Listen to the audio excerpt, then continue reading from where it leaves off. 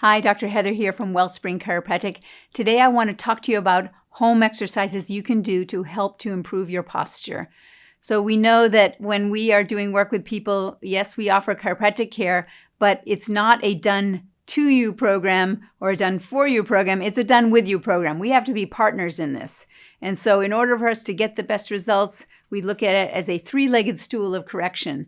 Chiropractic adjustments in a rhythm, but also spinal exercises, as well as breaking bad habits. More about that later. First, let's focus on the spinal exercises that can help to improve posture. Now, we do a very individualized analysis so that we understand exactly what is the cause of that individual person's posture problems. And so our recommendations for exercises will differ from person to person depending on what's going on and at what stage they're at. Having said that, the three most common posture exercises that we recommend to do at home, I'm going to show you. The first one is the life extension exercises. And I love the acronym for this, which is YWLT. You will love this. So the Y is having the hands go straight up in the air, reaching right up to the sky with the fingers straight. And you want to make sure that the arms are right up beside the ears. So not out in front, angled out in front, but actually right up next to the ears. And so you hold this posture for about 20 seconds, taking a breath in and out. The second position, the W, is putting your elbows into your back pocket, right? So if you force your elbows back and behind you and down into your back pocket, that will accomplish the second posture in this exercise. And again, taking a couple of breaths, holding that for about 20 seconds. The third position is the L, where your elbows are out to the side, and you want to be looking straight ahead at the horizon and make sure that you don't see your fingers wiggling. That's doing it properly. If you can't quite get there yet, you're just going to keep working at it. But ultimately, you want to get to the place where your elbows are at a 90-degree angle out to the side where you can't see your fingers. And then the last one is the T, and that's where you're stretching your arms out to the side on either side, pushing your fingers out to the horizon on either side, and again, not being able to see those fingers wiggling if you are looking straight ahead. So that's the life extension exercise. Again, you want to do this twice a day. Just like if you take care of your teeth, they'll last you your whole life, and you're going to brush your teeth twice a day. If you want your spine to last you your whole life, then you want to do the life extension exercises, YWLT, twice a day.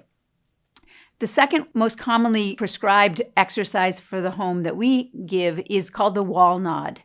The wall nod is one where you're going to be standing with everything against the wall, the heels against the wall, the buttocks, the shoulders, and not just the wing bones, the scapula, but you want to open the chest up so that as much of your shoulder is against the wall as possible, and the back of the head will also be against the wall.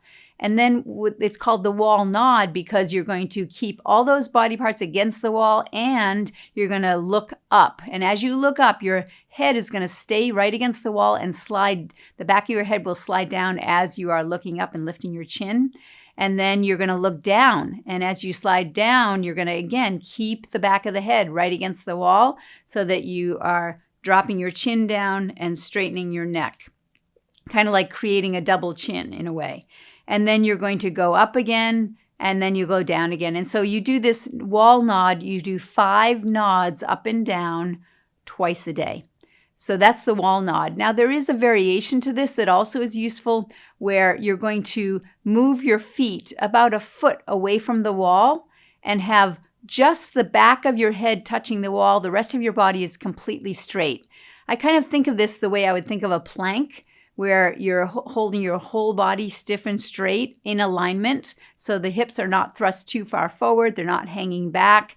You're not going to have your shoulders against the wall. Your whole body's going to be straight with just the back of your head against the wall. And you're going to work at holding this posture for 3 minutes. And that's going to strengthen the whole posterior chain of the body, and especially in the upper back area. So that's called the wall lean, a variation of the wall nod. And then we also want to remember there's another exercise that you can do, which is the inner corset. The inner corset is an exercise that was designed by Esther Gokale in her fantastic work.